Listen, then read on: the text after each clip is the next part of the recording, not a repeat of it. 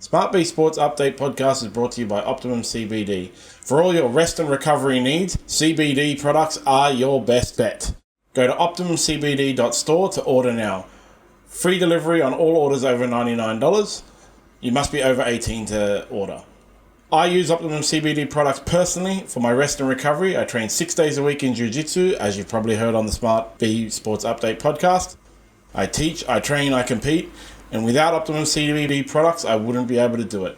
Optimum CBD for all your rest and recovery needs. Welcome to episode 95, the second last podcast before the second NRL Grand Final that we've done podcast for. Yes. That's a mouthful. But don't worry, after the NRL Grand Final, there's still the Pacific Championship to discuss. Yeah, Kalyn Ponga may not be interested in our discussion on that, judging by the news in recent days, but we will get to that a little bit later on. Most certainly. But we can kick off. Yes. Ha, pun. So the finals week to preliminary semi, I don't know which one, quarter. Preliminary finals. Yeah. Even on the NRL website, it just says finals week 1, finals week 2, finals week 3, because I don't even think they know. It used to be an AFL term, the preliminary final, but the NRL seemed to have adopted it. So the NRL used to sort of go with grand final qualifiers, but now they seem to be in on this preliminary finals. But anyway. So just 4 teams remain. Yes. There was a 23 seconds of carnage in the Roosters Manly game, which ended Manly's season, I'd say. Yes, it did. Opening set. Once again, we've got a banned kickoffs. And Sharks managed to finally win a game. A finals game, yeah, amazing. It was only their second finals win since winning the premiership in 2016, so a much needed win for them. In terms of looking at these two games, just my thoughts on it are, I think we just need to really go back to week 1 of the finals, because all they're doing, the top 4 teams, is they're just swapping opponents here. Yeah. So the way that I see it is, well, the Panthers beat the Roosters 30-10 in week 1. The Storm beat the Sharks 37-10 in week 1. So my question is, what are the Roosters going to throw at the Storm this week that they didn't throw at the Panthers in week 1? And what are the Sharks this week going to throw at the Panthers that they didn't throw at the Storm in week 1? Those are the questions that I ask, and I really don't know how those two teams are going to answer them. I think this is going to be pretty straightforward. The 2 best sides all year are going to win their way through to the grand final, if you're asking me now. I don't really know. Like, obviously, Sharks fans and Roosters fans rode the high. You know, like, they're now we can win the grand finals and stuff like that. But, yeah, like, the Panthers and Storm dominated in week 1 of the finals. And then we're left with the Roosters who beat Manly, who should never have beaten the Bulldogs, in theory, and the Cowboys. Yeah, well, the Bulldogs were the better side and lost that game. And then the Cowboys beat Newcastle, who were just making up the numbers. Yeah. So, yeah, it's unfortunate that it's not as close or mysterious. You know, like, it's a hard call to say who will win Melbourne versus Panthers in the grand final, but that's really what we're looking at. Everybody's looking at now. Yeah, and look, I was worried about the way the Sharks clocked off against the Cowboys as well, and I don't think enough's been made of that. They were up 24-0 at half-time. They conceded 3 unanswered tries in the second half. They won 26-18, only adding 2 points for a penalty goal in that second half. I don't know why more hasn't been made of that. If they clock off in the second half against the Panthers, well, it's well and truly going to be curtains for their season. The Dragons can score 28 points in 10 minutes. Imagine you clock off for 10 minutes against the Panthers. Yeah, imagine clocking off for a half against the Panthers. It was like the opening set of the second half, the Cowboys managed to score. Like, they well and truly won the second half from the outset, but if the Cowboys had to come back and beat the Sharks, it would still be the same story. It would, yeah. It would. Look, I was more impressed by the Roosters than the Sharks. Obviously, I thought they did really well, even though Manly lost those players early. That carnage you talked about. I certainly thought the Roosters were very impressive in that 40-16 win over Manly. Do I think it's going to mean much when they take on the Storm? No, I don't. But of the two teams who won last weekend, the Roosters and the Sharks, I thought the Roosters were a lot better than the Sharks. The Sharks just put the cue in the rack in the second half. And look, they won the game, all right, credit to them. They got a finals win. But, you got to be thinking ahead. You got to be going, well, we can't clock off in the second half against Penrith, so we need to rehearse for that occasion by putting in an 80-minute performance against the Cowboys, and they didn't produce it the other night. Can, you got to ask yourself, because, they got well ahead of the Cowboys, and that's what won them the game, getting well ahead of the Cowboys. They're not going to get well ahead of the Panthers. Yeah, that 24-0 lead at half-time they had against the Cowboys, and the second half, basically, they just did what they had to do to win the game. But where does that put them going into this game against the Panthers? This is a team that's won 3 straight premierships. What, you think you can just put the cue in the rack at half-time and that's going to be good enough? I'm sorry. You're going to get a rude shock this weekend if you think you can do that. They're not even going to be able to get to that, you would think. They wouldn't even be able to get to that position. They would actually... They're going to have a really, really hard battle scoring points. Trying to get ahead of the Panthers is incredibly difficult. Yeah, you walk into half-time, you're not going to be ahead of them 24-0, right? You're going to... If you're ahead of against the Panthers at half-time, you're walking into the sheds 16-14. Then, if you don't play that perfect second half, Panthers are going to put 40 on you. So it's... even going into the sheds at half-time in full... ahead of Panthers is meaningless. And so, if they can't put together 80 minutes of football against the Cowboys, going in against the Panthers like that is just terrible. And then, the Roosters, they played 80 minutes, which you got to give. They did the full 80, they dominated. I didn't expect them to win, missing all of their players. But missing Sam Walker and Brandon Smith, their first choice. Radley, he returned. He played, number 22. And I think he only played in the first half as well. I was at an event, and so we were watching it on my phone. but to do that without Sam Walker and Brandon Smith, their first choice halfback and hooker, it's a much better performance, but we will get into it a bit later, this terrible record they've got against those top two sides. Basically, we have the games on Friday and Saturday. Storm and Roosters will play Friday. Panthers and Sharks will play Saturday, but everybody's...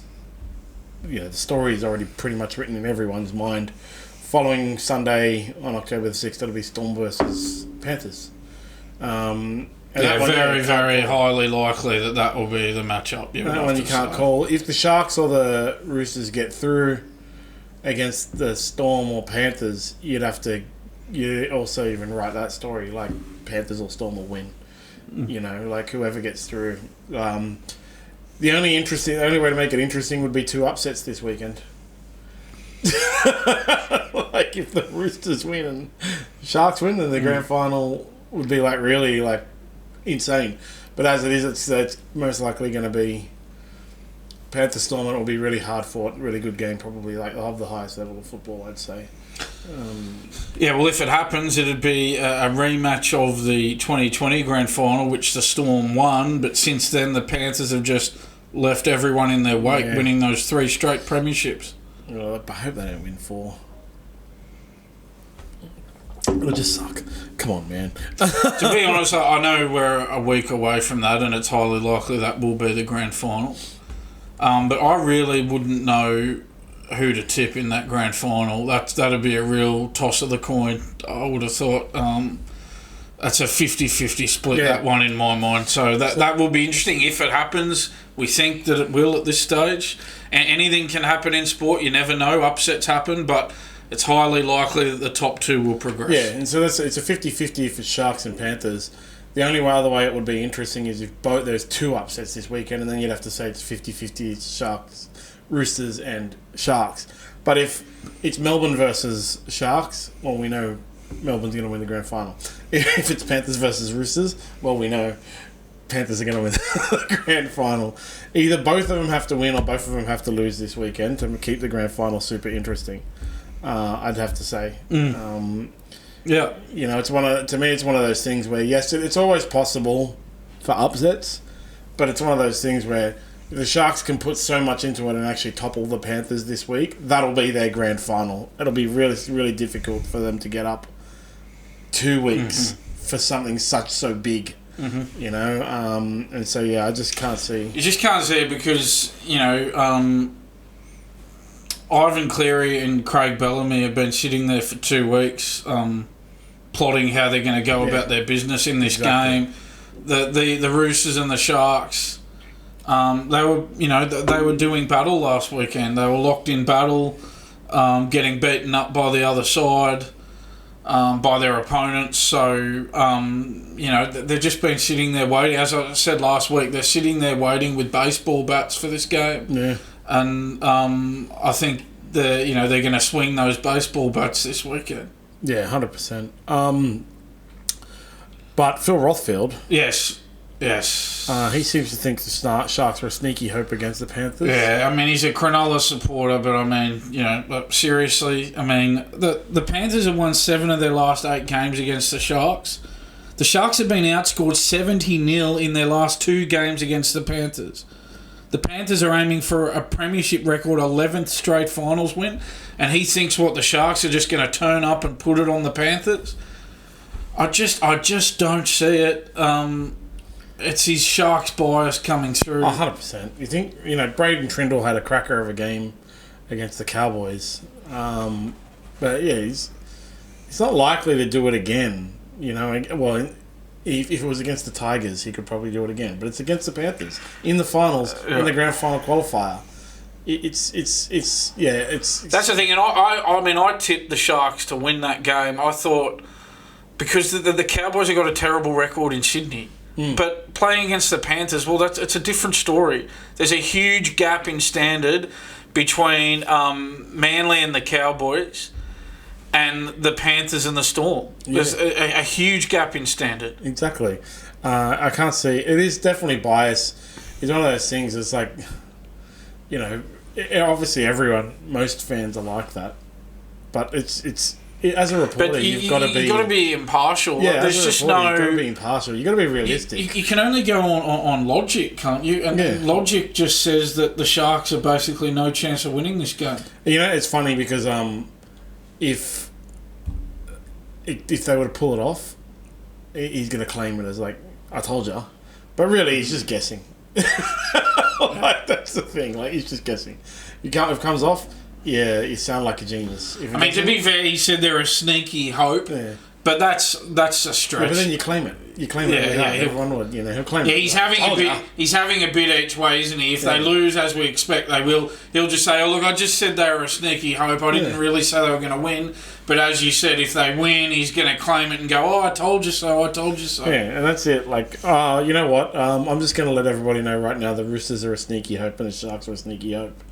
We'll come back next week and I'll be like, Well, you got Nico Hines who couldn't win a finals game before last weekend, going up against Nathan Cleary, who's been the halfback in the team that's won 3 straight premierships. And what, you think Nico Hines is just somehow going to turn that around and put it on Nathan Cleary this weekend? It's going to be Braden Trindle. He was the star against the Cowboys. Braden Trindle's going to do it. He's going to dominate Nathan Cleary and Jerome Luai and Dylan Edwards. I think it's always the problem is after week 1, I think people get a bit too carried away with the teams in the bottom half of the 8 who win, and they somehow think that out of nowhere these teams are going to be able to topple teams who finish the regular season in the top 4, and it just doesn't work out that way. It's not really how it works, is it? No. But it's funny though. It's the top 4 that's left, right? Yeah. Amazing, because bottom 4 of the top 8 never wins. Have they ever had that? No, it just goes to show that huge advantage you get out of. Sorry, what were you going to ask? Has it ever happened under the bottom? The Bulldogs in 1995 finished outside the top 4 and won the premiership. They're the only, or they're the last team to have done it from outside the top 4. So yeah, it's never going to happen. So yeah, rugby league fans, they only have a 1 week memory. So Manly won, therefore they're going to win the premiership. It just goes to show the fact that we've got the last 4 teams of the top 4 of the regular season goes to show that huge advantage of finishing in the top 4, getting that second bite of the cherry in week 1 of the finals. It's just a huge advantage for these teams. And then even if you lose in week 1 and you're in the top 4, you turn around and get that home final against those teams that finished in the bottom half of the 8. It's no surprise that our last 4 teams were the top 4 of the regular season. I don't really like this final system, by the way.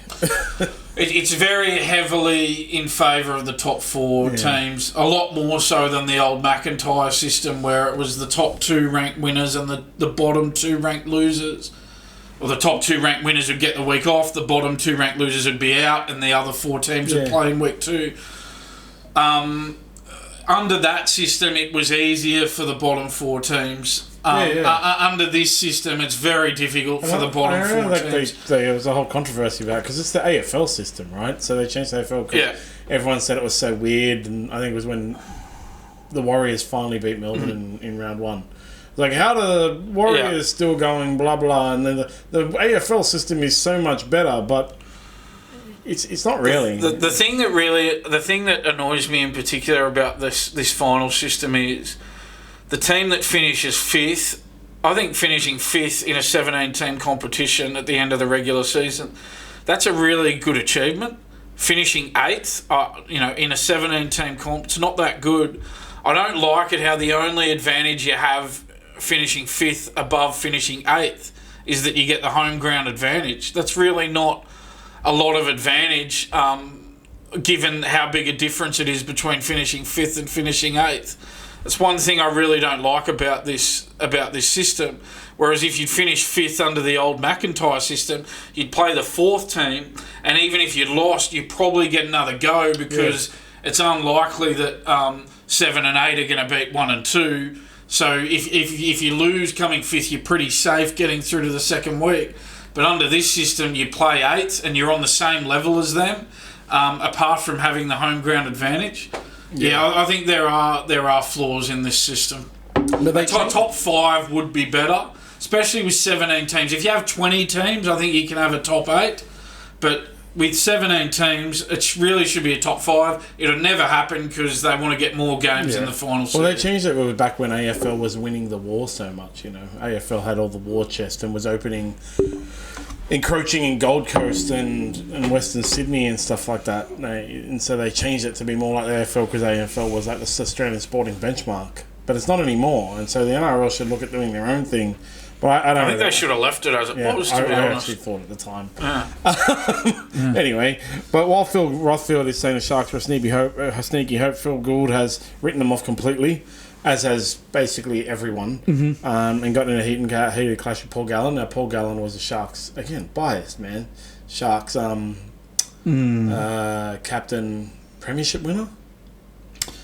2016, he was in that team, yep. So, of course, he's going to think the Sharks can win, but please. Come on, let's be realistic, guys. He pointed out he had a bit of a stoush with Phil Gould on 100% footy the other night. And Gallen pointed out that, look, the Sharks finished the season as the second best defensive team. And it's like, they're playing against the best defensive team this week, Paul. So I don't know why he was beating his chest about that. Did they actually? Because the Bulldogs slipped to 3rd in the defensive rankings at the end of the regular season. They had the easiest run. Like I saw pointed out on the last week we talked about the Cowboys had the best percentage against top 8 teams, and I saw a breakdown video of that actually on the weekend, where every time they played, a majority of times they played the top 8 teams, it was when the top 8 teams were missing critical players during representative periods and through injuries, and so it really helped them out. And as soon as they had to play teams that were top 8 teams that were full strength, they lost. And that's the same with the Sharks. They had an easy run all year. It took them like 9 rounds or something before they played a top 8 team. And again, he mentions, they're the second best defensive team. Yeah, the Panthers are the best defensive team. In the last 7 games between the Panthers and the Sharks, The Panthers have had a combined scoreline over them of 250 to 65 in the last 7 games between the two teams. As I just said, the Panthers have won 7 of their last 8 against the Sharks. The Sharks have been outscored 70-0 in their last 2 games against the Panthers. 142 points this year. And Paul Gallen's going on about Cronulla being the second best defensive team. Like, come on, seriously. Beat 42-0 by the Panthers this year. Yeah. And I think that was even during Origin when the Panthers were missing troops, right? I'd need to look that up. I know Dylan Edwards was in, so no, it wasn't. Right. Dylan Edwards kicked conversions. No, they were all in. Everyone was in. Oh, it was when Nathan Cleary was out and Jerome Luai was playing 7. So Cleary wasn't playing in the game where the Panthers won 42-0. Yeah. Jerome Luai was 7. Well, seriously, I mean, what more evidence do you need that this is going to be one-way traffic this weekend? Like, if they're going to... I understand they're all passionate about their teams, but if they're going to be in media, they need to be realistic here.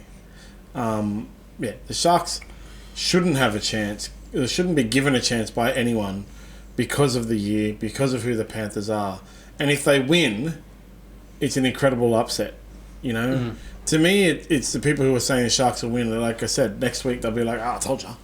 They got something wrong. It's like when, if you ever watch the movie M. Night Shyamalan's Devil, when they're all stuck in the elevator, anyone who says after it, I knew it was the old lady. Well, spoiler alert, by the way, it's 10 years old. Knew it was old lady killing themselves because there was no evidence.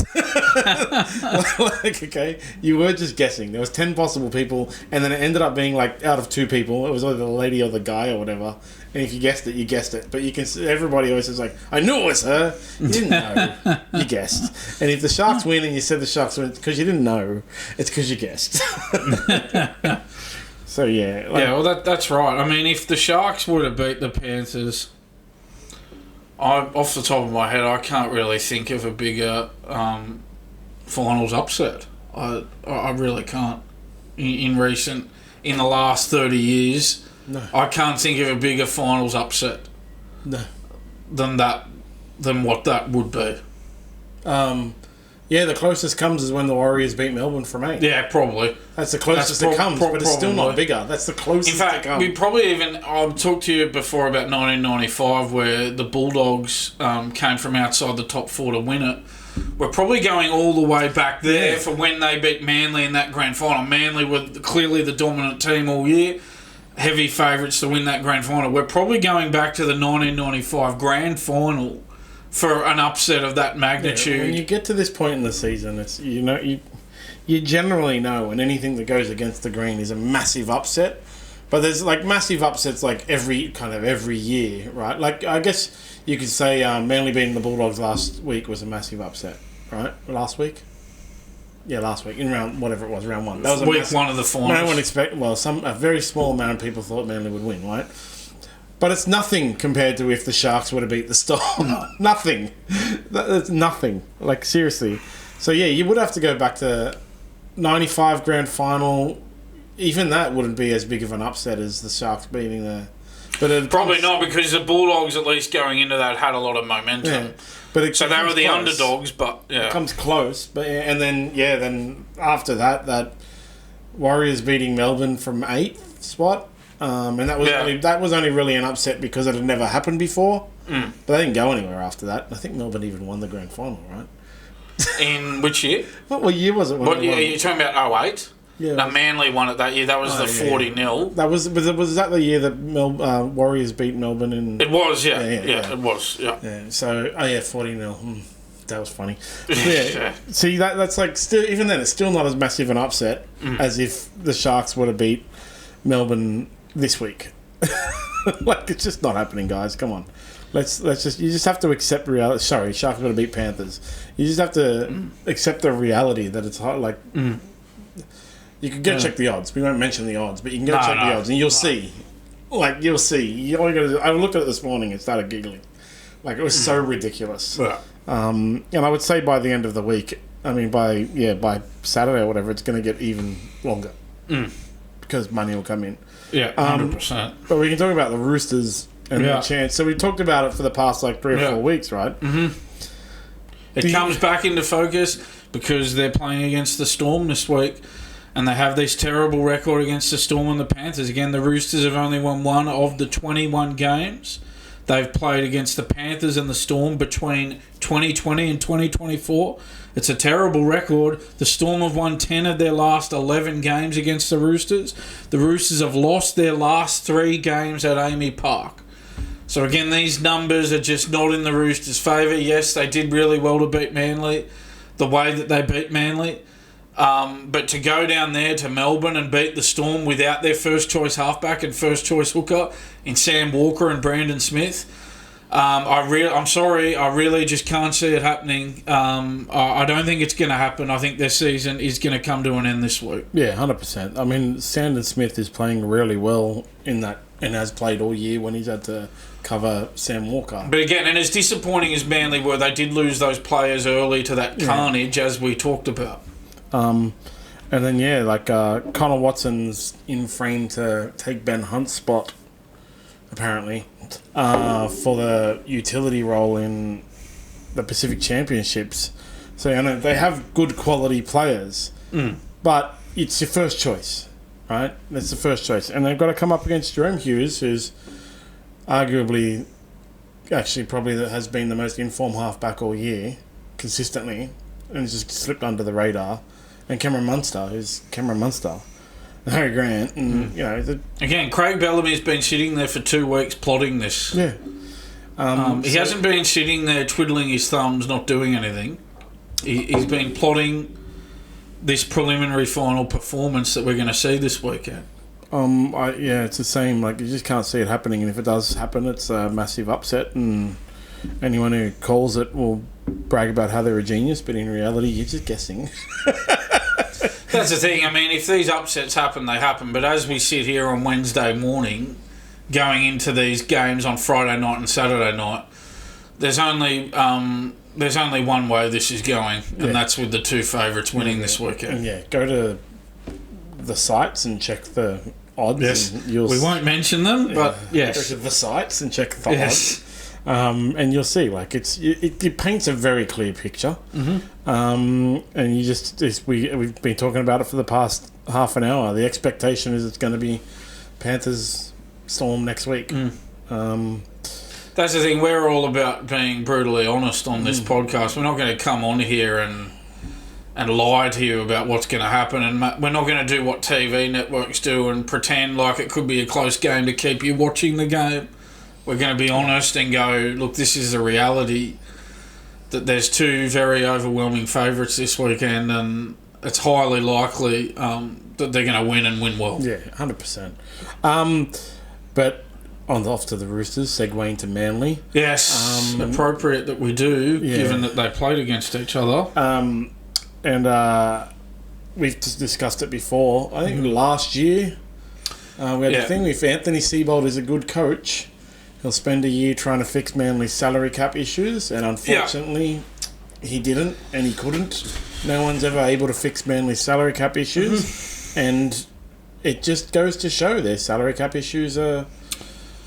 They've got... What is it? I can check this out. Awesome news article on the SmartB website that breaks it down, published this morning by our very own Dan. Yeah, I wrote an article about this one that is up on our website if you'd like to have a look at it now. Yeah, look, I thought Manly were really disappointing. I know they lost those players early, but to go down 40-16 to a team that didn't have their first choice halfback or hooker, I think that was a really disappointing performance. Yeah, definitely. And we've talked about... we talk about our tips often on this show.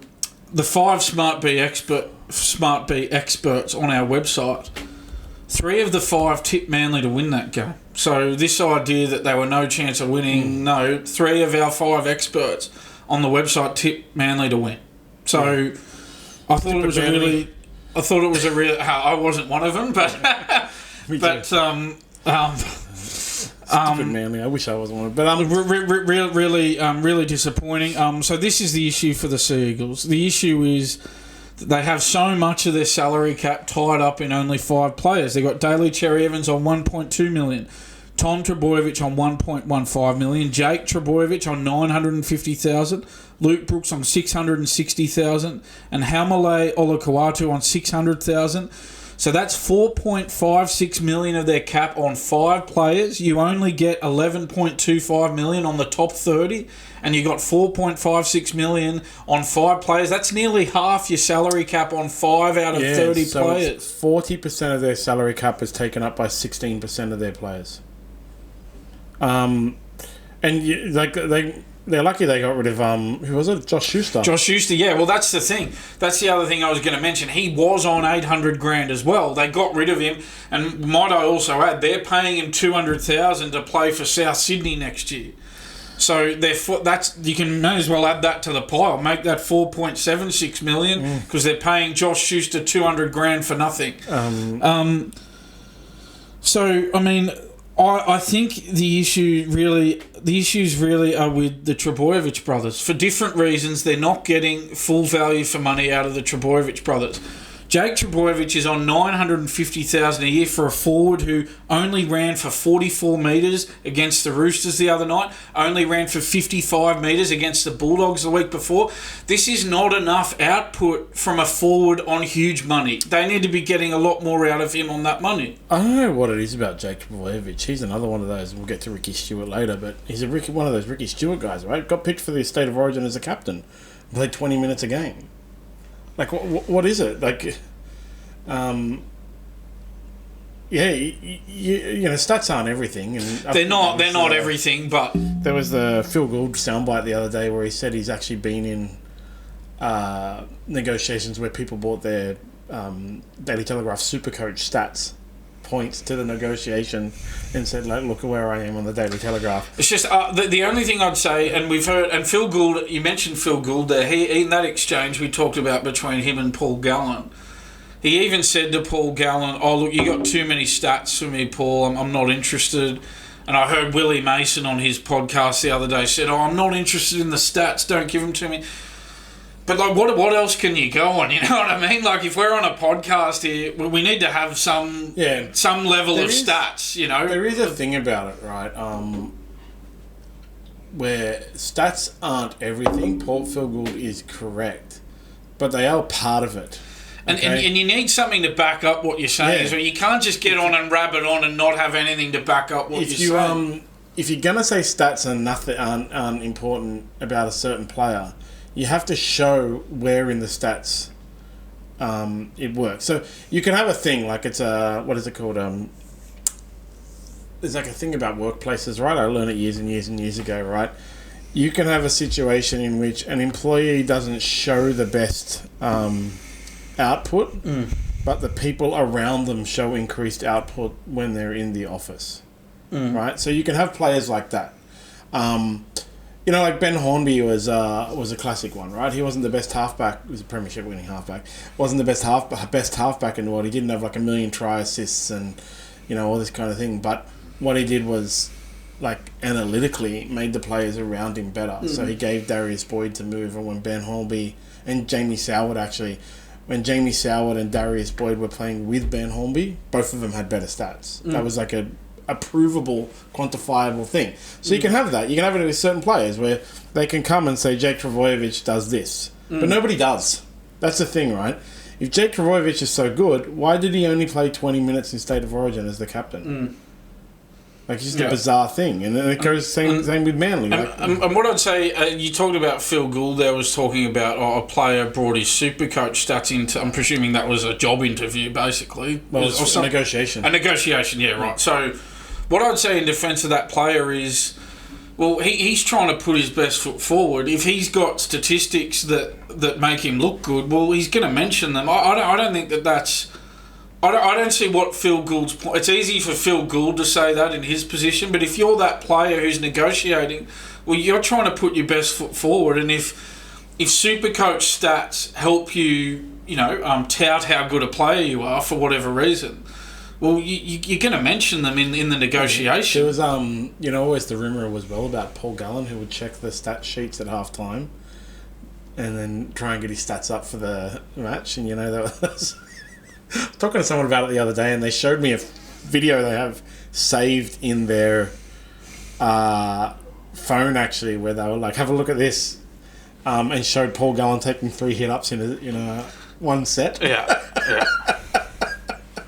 So I was like, stats aren't everything, because... Maybe that's why he was so intent on bringing the stats out with his argument with Phil Because Gould. it goes back to that thing I talked about before. Like, Dean Young was the best on-field in whatever it was state of origin that he played, because he had 12.1 average run metres, and the next highest was Corey Parker with 9.8. 3 metres, almost 3 metres difference is massive. One run, 12.1 metres, time played 12 minutes. Yeah, stats. You gotta understand stats, and it can't just be individualised. Stats are used by marketing people to fake stuff. And I mean, look, speaking of stats, we've just talked about Jake Trbojevic. Well, let's talk about his brother Tom for a second here. Now, he's had trouble getting on the field the last couple of years. In 2023, he only played 11 games. In 2022, only 7 games. Manly missed the finals in both those seasons. Now, this year he did get on the field for 20 games, but they had 26 games, and he missed 6 games. So you might say to yourself, 6 games is not many, but I'll tell you what, when it could be the difference between finishing in the top 4 and the bottom half of the 8, well, it is a big deal. Manly lost 4 of the 6 games he didn't play in. Manly, if they had won 3 more games, they would have made the top 4. So for people to say that, 6 games isn't many, well, for a player who's so influential on the results for Manly, it makes a big difference. They just can't get him on the field for a full season at the moment, and this is the issue. He's on $1.15 million. The last time he played a large chunk of the season, that was in 2021, played 18 games, won the Dally M medal. They finished in the top 4, and that's all well and good. But if they're spending $1.15 million a year on him, they need him to be on the field all the time when he's having this much of an influence on their results. If he didn't have that much influence, it wouldn't be as important. But Manly are, not really a one-man show, but basically a two or three-man show, and if those players aren't on the field, then they're a zero-man show. But this is the thing. Tom Trbojevic, I think, is the only player where... And this even includes Nathan Cleary, which I pointed out in my article. He's the only player where if he played the full season, his team could easily make the top 4. If he missed the whole season, they could easily make the bottom 4. Even Nathan Cleary doesn't have that much influence on Penrith. If Nathan Cleary... missed a whole season, Penrith, not only would they not make the bottom 4, they'd probably still make the 8 without Nathan Cleary, maybe even the top 4. If Nathan Cleary didn't play the whole season. That's what I mean. He's Tom Trbojevic. You could make the argument he's the most influential player in the NRL. It's not his fault if he gets injured, but if he gets injured and he's not on the field, he's no use to his team. At some stage, Manly have got to ask themselves, are they getting bang for their buck with the Trbojevic brothers? Speaking of Nathan Cleary, he only played 11 games this season. And they finished in the top 2. Yeah. You know what the difference is between Nathan Cleary and the Panthers and not Nathan Cleary at the Panthers? A minor premiership. Really, they still make the top 2, and they're going to most likely be in the grand final. Really, it's just the minor premiership. So. And this is the thing. So I've just been through Jake Trbojevic and Tom Trbojevic. Manly are spending $2.1 million a year on those 2 players, and you have to say to yourself, well, if they weren't spending that money on those 2 players, well, they'd be spending the money on other players who might provide better value to their team. And the fact that the only player who's left from their premiership winning team of 2011 is Daly Cherry Evans. But at that time, because that was his first season, obviously he was on nowhere near the money than what he's on now. So since Cherry Evans has been on big money, since Jake and Tom have debuted for Manly, since they've had this salary cap model of pouring a lot of money into not many players, they haven't won a premiership. So you'd have to say that this salary cap model is not working for them, and at some stage they need to sit down and work out a better way. Yeah, well, they've got to work out a 5-year plan. Because it's going to take a long time. That's the thing. I say that. But I don't think it will happen. Why won't it happen? Because it'd be too hard for Seibold. He'd have to take too much pain to do it, and he won't be willing to do that. Well, no, but it's the reality of it. They have to wait till contracts run out and then get rid of those players. The coach, Seibold, will just hope that he'll just do what he did this year. He'll hope Trbojevic stays fit enough for enough of the year that they make the 8 again and keep his job. That's what'll happen. He will keep his job because of that. Speaking of another coach, the best and greatest coach in the history of the rugby league, James Cooper has... James Hooper has named Ricky Stuart among the modern era's coaching greats. Mm-hmm. Once again, highlighting the media beat-up around Ricky Stuart. Yes. Yes. So I've got the line here from the article. He says... This was the line from James Hooper's article on the Fox Sports website. He says, this is an article about Ivan Cleary. He says, if the Panthers win 4 straight Proven Summons trophies, that's the premiership trophy, where does Ivan Cleary sit compared to Wayne Bennett, Craig Bellamy, Trent Robinson and Ricky Stuart from the modern era? Well, I'll tell you, he sits about equal with Craig Bellamy. Slightly above Trent Robinson, well above Wayne Bennett because Wayne Bennett hasn't won a premiership in ages, and then we have daylight, and then starlight, sunlight, every kind of light, and then down the bottom we have Ricky Stuart.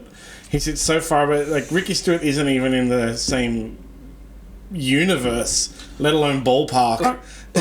Come on, Wayne Bennett's won 7 premierships, right? And I know some people say, or including me, say that we'll look at the sides he had, but come on, 7 premierships, right? I mean, seriously. 2 clubs.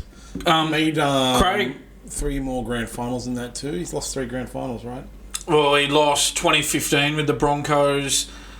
I'm trying to think which other. Lost with Souths in 2021 against the Panthers. And then when he coached at Canberra, he made a grand final and lost it. Against Manly in 1987. Yeah, yes. Co-coach. So 10 grand finals he's made and he's won 7. Yeah, so Wayne Bennett's won 7 premierships. Craig Bellamy has 3 premierships. If you want to be generous and give him the 2 that were stripped, he's got 5. But look, we won't do that. They were stripped for a reason. And he's lost 3. He's lost 3, right? He's 3 grand finals. Yeah. So he lost 06, lost 08, lost 2016 to the Sharks. Yeah. I think that's it, yeah. Yeah, there's Craig Bellamy's record. There's Craig Bellamy's record. Trent Robinson has won 3 premierships as a coach. 2013, his first season. Won back-to-back premierships in 2018 and 2019. Now, Ricky Stuart has 1 premiership, and it was won 22 years ago. And he's putting Ricky Stuart in that category. Give me a break. Seriously, how do you write that with a straight face? How do you do that? How do you sit down and write that with a straight face? I'd really like to have those guys sit in front of me and answer. Like, explain to me why you put Ricky Stuart in this thing. Explain to me. Just say it. Tell me why. So I'll tell you what, Ricky Stuart must have looked after him with a lot of stories over the years to get a run in the coaching greats of the modern era. Justify it. Just justify it. Seriously. It's a load of rubbish. It is. It's absolute garbage. Garbage reporting. We were talking about it this morning. You can. There's an argument to be made that Wayne Bennett is not one of the greatest coaches in the modern era because it depends on how you define an era. Yeah. But who is still playing in the NRL that was playing in 2010? Like what you couldn't. There's not. There wouldn't be many players. 13 years ago, right? Well, Cherry Evans debuted in 2011, for example. So even he wasn't playing then, and he's 35 years old. Sean Johnson. Maybe. He looks 12, but that's just because he's half an hour. I'm trying to think who would have been playing in 2010 that's playing now. He started, December 2011. So, so who is still playing? So there's an argument to be made, 2011, argument to be made that Wayne Bennett isn't even one of the greatest coaches in the modern era. Wayne Bennett is definitely one of the best coaches who ever coached rugby league, along with Jack Gibson, Phil Gould, But there's no argument to be made that Ricky Stuart is one of the best coaches in the modern era, the previous era, the era before that when he started, or in the history of rugby league. There's no argument you can make that would convince me of that. None. All the players really love him. Cool. That's the thing. Look, I've only looked at the premiership wins as well. You can even go deeper than that and look closer at his Raiders record. I mean, he's been at the Raiders, I think, since 2014, so that's 11 seasons now, and he's not won a premiership. He made one grand final, but he's not won a premiership. Doesn't have a great record with getting them into the finals either. Hasn't been up there with a real chance of winning it very many times at all. So you could go much deeper than that. You could even look at, he had one season at Parramatta. They won the Wooden Spoon. He started well at the Roosters, but then that all fell to pieces. That's why they sacked him. At the Sharks, it fell to pieces there as well. That's why they sacked him. So you could go a lot deeper into this than just these premierships, but the premierships are the obvious. Like, come on, James Hooper. Yeah. He's just not. He has no place in this debate. Not only does he not have a place in this debate, he should have been sacked years ago. He shouldn't even have a job anymore, let alone be mentioned in among these coaching greats. And that's there's no argument that can be made. And I'd love for them to sit down and make the argument. Just sit down, justify it. Justify why Ricky Stuart. Is it longevity? Oh, he's been around forever. Who cares? But only because his mates in the media have looked after him. One premiership 22 years ago. With a team he didn't build, and he had a superstar lineup. One of the best lineups ever. You go look at, when was it? It was 2002? When he won the premiership? Yeah. It 2002. It was his first year of being a first-grade coach. That was at the Roosters. The 2002 NRL Grand... Yeah. That was the year the Bulldogs got booted for salary cap breaches. And then you go through and look at their team. They had Brett Mullins, they had Shannon Hegarty, they had Justin Hodges, they had Anthony Minicello. Their fullback was Luke Phillips. So Luke Phillips is the worst. It wasn't a bad side. They had Brad Fittler and Craig Wing, Jason Kalis, Adrian Morley, Craig Fitzgibbon, Luke Ricketson, Brian Fletcher, Chris Flannery, Michael Crocker. And the thing about Brad Fittler was he was a player who played really well right up until he retired. He wasn't a player who went on too long, who outstayed his welcome. He retired after the 2004 grand final, and he played really well right up until his retirement. That's right. Ivan Cleary was the fullback for the Warriors in that. Yeah. These are all and if you go look at all those guys, all those people, right? Think of the amount of rep players in there and who they became. I know some of them were young and stuff like that, but Justin Hodges, Anthony Minicello, Brad Fittler, Craig Wing, I think Jason Kalis played rep football. Adrian Morley played for England in the era of good England. Craig Fitzgibbon, Luke Ricketson, Michael Crocker, a multi-premiership winner at different clubs. Come on. Ricky Stuart had a team that was built by... It was Graham Murray was the coach before him, I believe, and won. And that was the kind of thing where at the time everybody thought anyone could have fallen into that job and won a premiership, anyone. Once the Bulldogs got booted, they were always going to win that one. Yeah, exactly. Anyone could have fallen into that job. So even the premiership he has isn't... I mean, the premiership is a premiership, but even then, it's not as good as... You want to argue that Wayne Bennett's premierships aren't as good as the Dragons one, the 2010. That was ridiculous. I think all you got to do is just look at those premierships. Bennett 7, Bellamy 3, Robinson 3, Stewart 1, and it was 22 years ago. I think that's all you really need to look at here. And in that time, right? So since he won his premiership, Wayne Bennett's won 2, 2006, 2010. Craig Bellamy won 5. 3. If you include the strip ones, somewhere between 3 and 5. Yeah, 3. If you don't include the strip ones, 5 if you do. Yeah. Trent Robinson's won 3. Ivan Cleary's won 3. Des Hasler's won 3 or 2? Since 2002, 2. Yeah, 2. 08 and 2011 with Manly. And so there's 4 coaches who have won more premierships than Ricky Stuart. You don't put Des Hasler in there?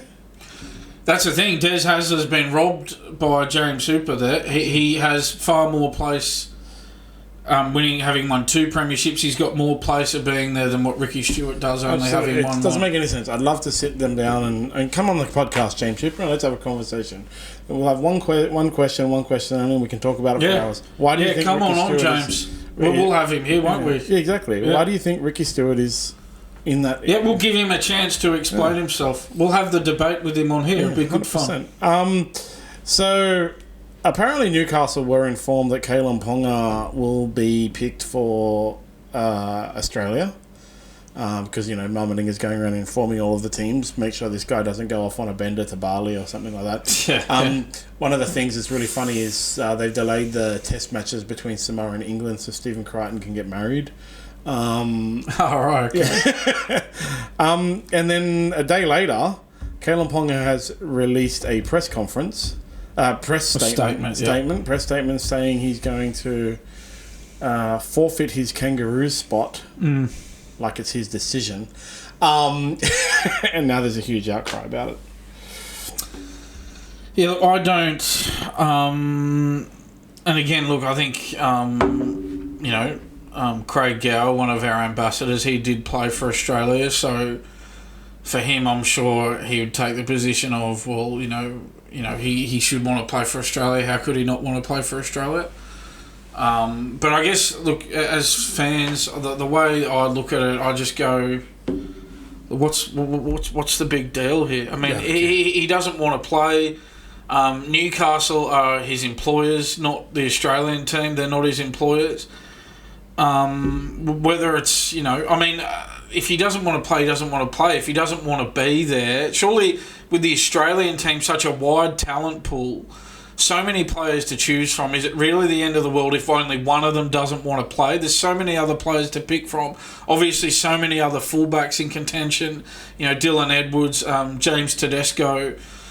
Reece Walsh. Yeah. So it's just...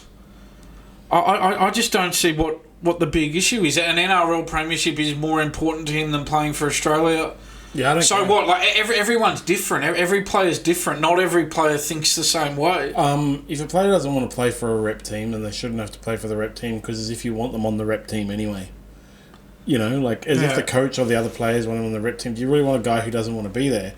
I can see where some people will be a little bit up in arms in the administration side about it, like especially the NRL and Mal Meninga, because they want the best players. But when it's for Australia, there's plenty of other best players. So it doesn't matter. It doesn't matter so much. When you're talking about something like City Country, the Matt Cooper saga where he used to pull out, and I used to defend him till I was blue in the face because he was one of my favourite players. But now in my old age, I can admit now that it was hard to defend and pull out on Wednesday and play on Friday nonsense. I think even one of them was pull out on Friday and play on Saturday. So, yeah, but if they don't want to be there, don't make them play. But I think from an administration point of view and marketing point of view, they want the best players to be there. But there are other best players. Yeah. And then it's a wide talent pool. Coaching perspective, it does become like a little bit of a fear, like, oh, what if all the clubs do it? What if they all do it? Like, what if they keep their players out? But do a lot of players, like the players that want to play for Australia, you got to think like this, right? Players that want to play for Australia. Dylan Edwards wants to play for Australia, just say. Okay, because we know he's going to get picked, most likely. He wants to play for Australia. And the Panthers go to him and say, we don't want you to play for Australia. He's not going to want to accept that, right? He's going to go like, no, I want to play. As opposed to someone like Kalyn Ponga who doesn't want to play. He's going to accept it. Wouldn't you rather a player who wants to be there instead of Kalyn Ponga, who at least has come out and been honest about it? It's almost like he's too honest. I'm surprised that, like I'm sure a lot of other clubs have done in the past, that they didn't make up that he had some injury to get him out of it. Latrell Mitchell last year, cough. I'm surprised they didn't just make up that he had an injury to get him out of playing. There's a bit of an upset because he didn't call Mal Meninga like Latrell did. He just released a press statement. Latrell Mitchell said he had a finger injury last year and then he got out of the Kangaroo tournament and then went and played in the Koori knockout. Yeah. But he told Mal Meninga. Oh, yeah. How nice of him. How nice of him. As opposed to Kalyn Ponga, who released a press statement breaking it to everyone in the world.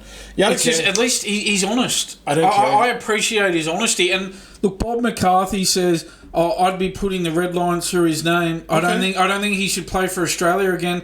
I don't think he cares, Bob. I don't think he cares. I think he put the red line through his own name. Like that's the whole point of the press statement. But really, like, to me, okay, the main weirdness about it is I don't see how playing 3 games. It's 3 games, I think. In the Pacific Championship, will in any way affect how Newcastle's going to win a premiership. Well, it would only if... Well, there's only 2 reasons that it would. One would be if he needs surgery. I'm not aware that he does, but if he did need surgery, it would get in the way of recovery. And 2 would be, well, Newcastle would probably go, well, if he's playing those games, he's a chance of getting injured. But, I mean, you're a chance of getting injured in any game, whether you're playing for Newcastle or not. You're a chance of getting injured just walking, you know. Like, Tony Ferguson in the UFC tripped over some cables backstage after a press conference that put him out of the 5th Khabib fight. And they could never organise that fight. It was 5 times they tried and failed. And the last one was they're all set, they're waiting, they're ready to go, and Tony Ferguson tripped on some cables and tore his ACL. Yeah, it can happen, right? Right. So it's But the other thing, like, rugby league on the whole, like, let's be honest, it's not an international game. The NRL and State of Origin are the main events in rugby league, not the international game, and that's the reality of it. They've done the scheduling a little bit better this year for the Pacific Championships. So Kangaroos are playing Tonga on Friday the 18th of October, and then they're playing the Kiwis on the Sunday the 27th.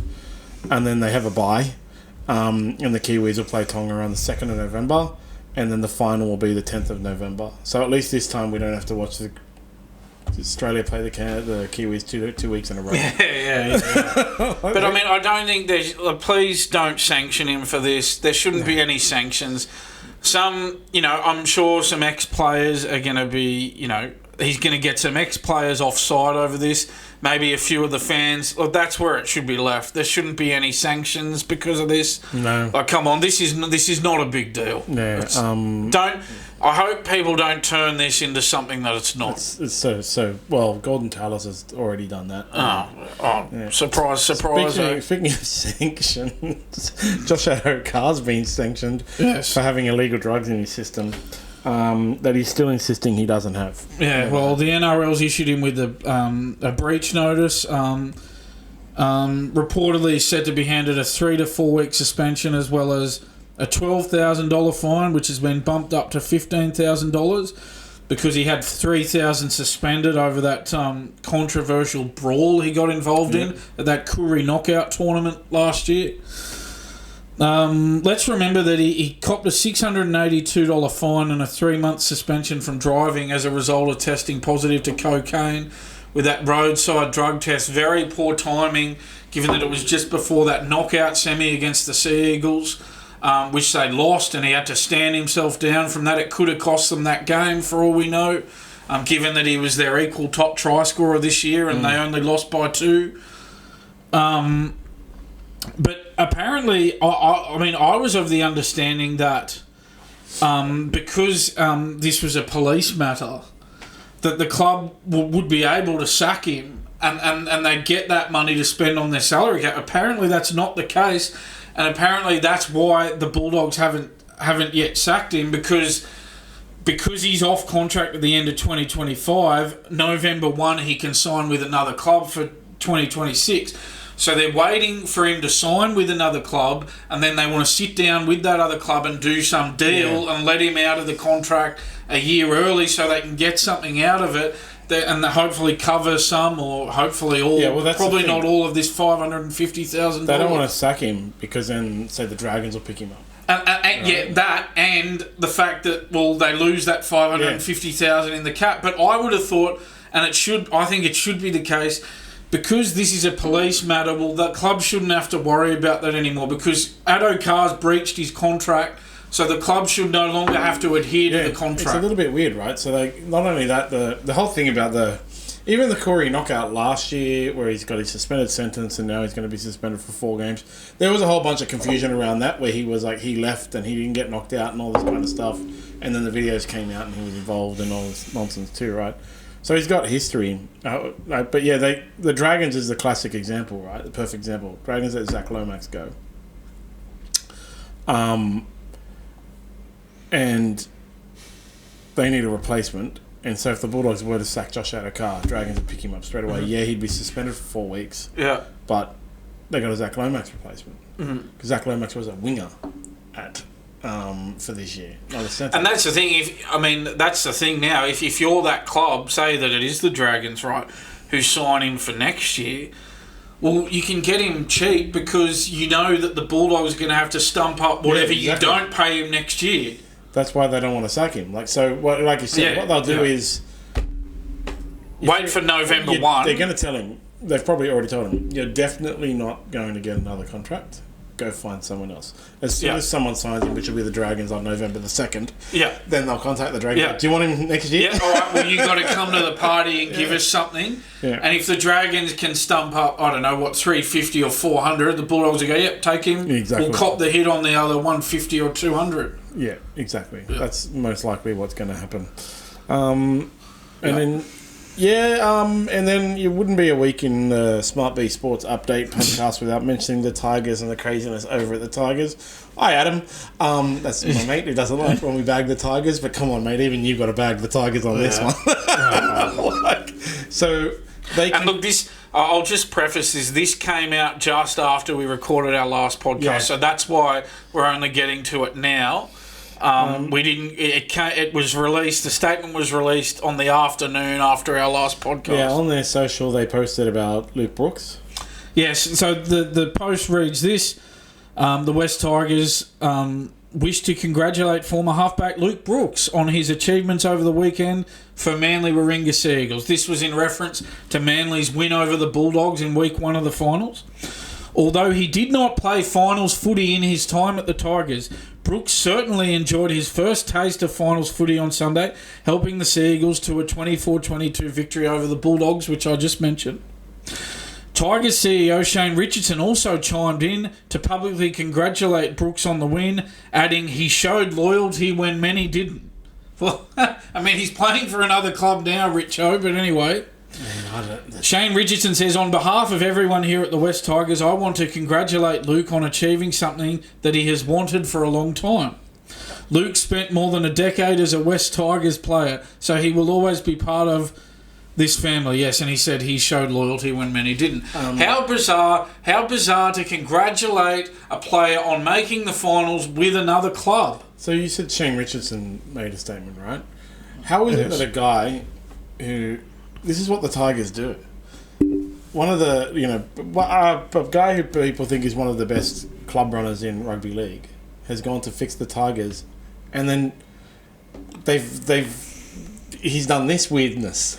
It's what the Tigers do. How do you fix the Tigers? I don't know, because even you bring in the best of the best from the outside, they come in, they do weird stuff like this. And you know that the worst part about it is, it almost makes the Tigers look worse to highlight this because he didn't play in the finals in his whole career at the Tigers, and yet he leaves, and in the first season he leaves the club, he plays in a final series. So it makes them look worse. They shouldn't be highlighting this. They shouldn't be bringing attention to it. For them to do this is so bizarre, and I know we give it to them a lot, but they just give us so much opportunity to give it to them, and they've done that again here. How did Shane Richardson was at the Panthers, right? When they won their 2003 premiership. Yep. Then he went to Souths, where they won their 2014 premiership. Yeah, first premiership in like 150 million. A long time. Then he moved to the Tigers because he has to save them from themselves, and this happens. Like, I've said it before, they've changed everything at the Tigers, right? They've changed the players, they've changed the coach, they've changed the CEO, they've changed the board, they've changed everything. It's the ship of Theseus, all right? There is nothing left except the name. And now Richo has done this really weird thing. How could he not have been smart enough to realise what a bad idea this was? Exactly. And that's the thing. There's part of me that goes, well, how did nobody else at the club pick it up? But, I mean, he really should have known this. I mean, for him to be quoted in this statement shows that he green-lighted it. This is just complete madness, and he really shouldn't have given this the go-ahead. It's so bizarre. And how him or nobody else at the club could have the self-awareness and realise that this is not going to go down well. Come on, seriously. When it first came out, I thought it was going to be tongue-in-cheek, because some of the actual AFL, like the GWS have a great social... whoever runs the GWS in AFL social media, they're hilarious, right? They often do tongue-in-cheek stuff, poking fun of themselves and other clubs. And I thought it was going to be something like that, but it wasn't. It was serious. And I just thought, what did the Tigers do to Shane Richardson? Like, what did they do? How did they break him? You know, it doesn't matter who goes there. I don't know how the Tigers are ever going to dig themselves. Yeah, you would have hoped that he would have brought a bit of common sense to the joint, but clearly not. Imagine that. Clearly not. You go to a very experienced club administrator who's won premierships at multiple clubs as an administrator, and then say, Luke Brooks just won over at Manly. We're going to do a social media post congratulating him, and you would expect him to go, "No, you're not. Are you crazy? Are you we want to kidding? quote you. You absolutely cannot quote me." Yeah. No, and he said, here's a quote for you. Are you kidding? It doesn't... What, you think Penrith were going to put out a statement congratulating Stephen Crichton, Matt Burton and Viliami Kikau on making the finals with the Bulldogs? No, of course not, because Penrith are a very well-run organisation who would never be stupid enough to do such a thing. If you go look at every single club that is still in that was in the 8, there's players from all 8 of them that are from different clubs. And then you look at the 4 that made it through to the second week. There's players in all of them that are from all different clubs. There's only one weirdo. You don't congratulate players at other clubs on reaching the finals. You just don't do that publicly. It's just so bizarre. Yeah, privately send him a text if you're still on good terms with him and he's a mate of yours. Send him a text privately. Don't release a public statement on the club's website and social media accounts. No, that's bizarre. But don't worry, Tigers will give us something to talk about next week, even though they've got their third wooden spoon. Yeah, they're good for the podcast. Yeah. We're never short of material with them around. If you go search Tigers in our podcast rundown sheet, I'm sure it's at 95 rundowns, it'll come up 95 times. They always give us something. On to other sports. So it's the State of Origin in the AFL Grand Final. Yes. Swans have made it through and the Lions have made it through last week. The Lions are having some great games, actually. So it's pretty amazing. So we've talked about it before. Last year, Brisbane Lions finally broke their MCG drought. They won at the MCG. And actually, Sydney Swans beat Port for the first time in 7 years. So I actually got it here. So, it's the first time Brisbane won a game at the MCG in 8 years. And the first time since 2016 that the Swans have beaten Port Adelaide in that prelim final last week. And that actually avenged a 112-point loss to Port Adelaide only 6 weeks ago. So, remarkable turnaround from the Swans. So the thing was, right, about it, I actually saw a funny comment yesterday about the NRL comparison. Because, NRL is now in the prelim finals, right? And, we just discussed at length how they basically have no chance two teams basically have no chance to win. And then the comment was about how Swans and Lions both broke these streaks. However, Swans and Lions were both heavy favourites. He's a very different thing. Okay, so. We should point out it's the first non-Victorian grand final since 2006. That was when West Coast beat the Swans by a point that year. Yeah. So that's an interesting fact there. The State of Origin, and if Brisbane don't win, then Queenslanders won nothing all year. Yeah. Yes. Yeah, absolutely. We should also point out that this actually pits the two most recent grand final losers against each other. Of course, the Swans lost to Geelong in 2022 in the grand final. Brisbane Lions losing to Collingwood in the 2023 grand final. Because that was continued the Brisbane Lions MCG streak. Now Brisbane, which they've just broken. Yep, they've broken, so the streak's over. It's done now. That's how. And it will help them this week that they're playing another non-Victorian team at the MCG. Exactly. So I'll give it a watch. Be home at around 12:30 on Saturday and sit down for my Sydney Swans versus Brisbane Lions. Wouldn't miss the grand final. I'll be giving that a watch. And the Brownlow medal was last night. Patrick Cripps. It might have been Monday night, but anyway. God, sorry, it's Wednesday today. Patrick Cripps, Carlton's Patrick Cripps won the Brownlow medal. It's his second Brownlow medal win. Also winning it in 2022. So well done to Patrick Cripps. It was the most points out of any Brownlow medal ever. Yeah, so well done at most points ever. Well, a deserved winner then, I would have thought. Yeah. And then Graham Arnold, who quit as Socceroos coach, has revealed that Wayne Bennett basically convinced him to quit. Yes, some interesting... it was quite interesting to listen to Graham Arnold, actually. He was on the back page last night. And interesting stuff. I had to get my iPad out and write some of this down. So... he said that in a discussion with Wayne Bennett, that he mentioned to Wayne Bennett, look, I'm getting tired of this. I think my time as the Socceroos coach might be coming to an end. And Wayne Bennett asked him 3 questions. The first question he asked Graham Arnold was, when you wake up in the morning, are you excited to go to meetings and on the training pitch? Arnold said he answered, no, I'm not.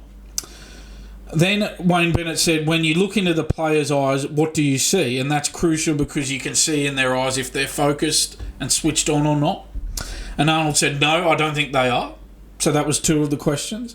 The third question he asked him, the third and final question was, if you had a lemon and you squeezed the lemon, is there any juice left in it? And Arnold said, no, there's none left. And so then Bennett said to him, well, you've answered your own questions.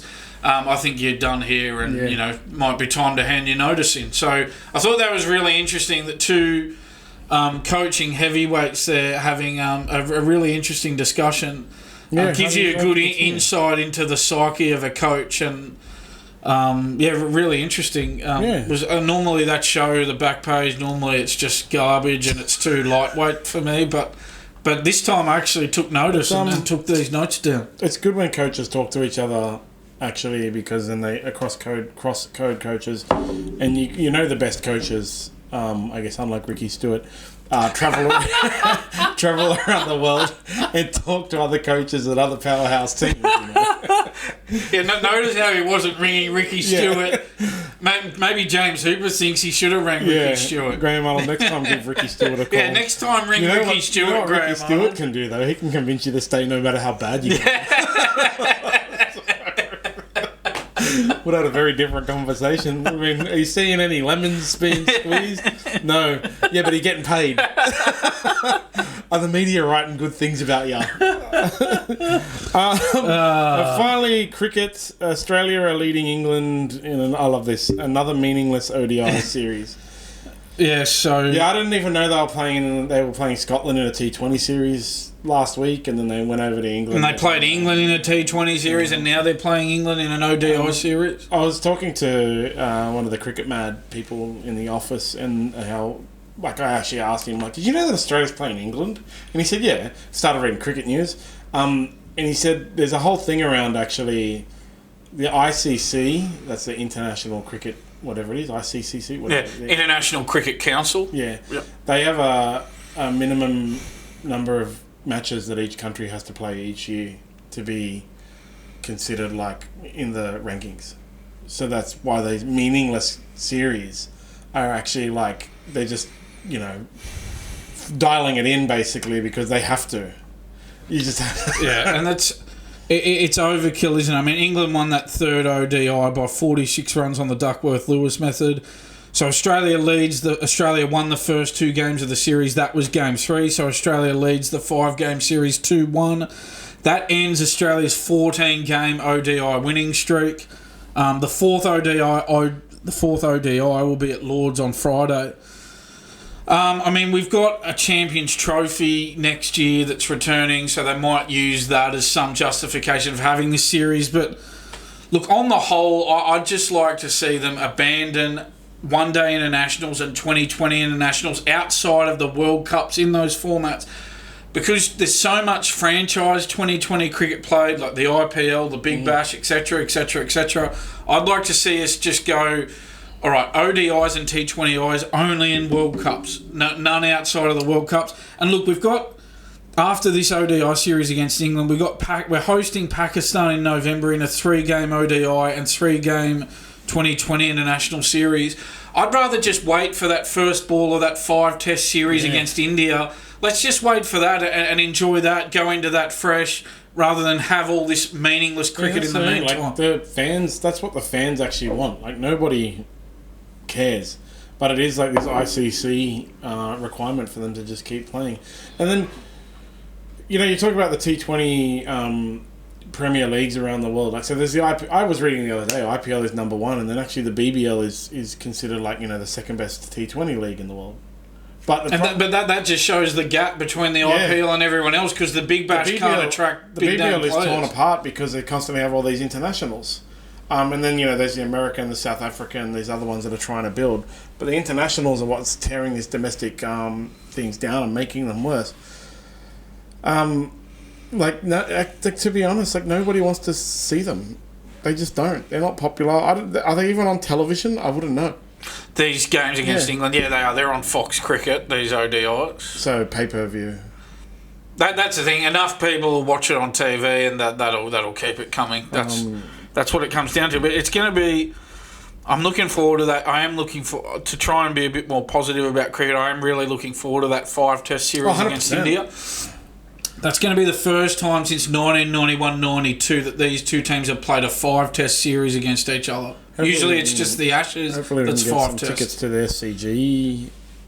When do they play that? That'll be the New Year's test. That'll be, Try and get some tickets to that one and go watch, because nice. that's cool. Like that's exactly right. That's what all the fans want to see.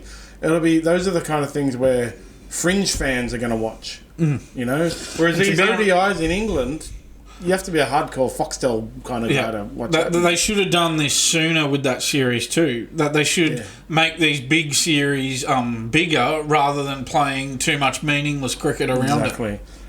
That's it for the week.